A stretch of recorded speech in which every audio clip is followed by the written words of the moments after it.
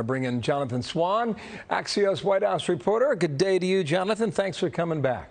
Republican Senator Joni Ernst last hour said the intel briefing provided no corroboration on the Russian bounties.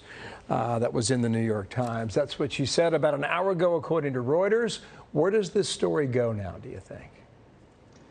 Well, the White House, from a communications standpoint, is in a difficult position because they've already said that the president wasn't personally briefed, but they have not answered the question of whether it was contained in his written presidential daily brief. And then you get into the question of, well, does he read his intelligence briefing every day? Is he just relying on the verbal brief every day, as people have reported?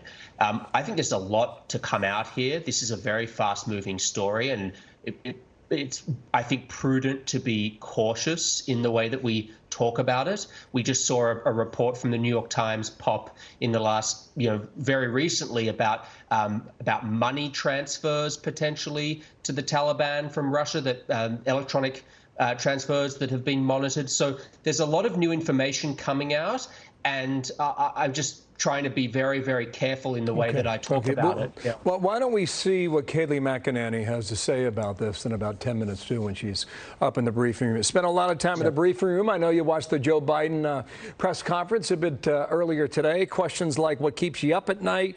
What would you do to Putin? And can you get America on the same page? To which Ari Fleischer tweeted this: the difference between the tenor of the questions to Biden compared to the questions asked of Trump is striking.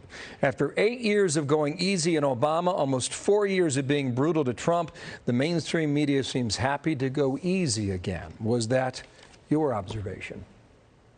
Yeah, I think it was a pretty gentle session with Biden not really being tested.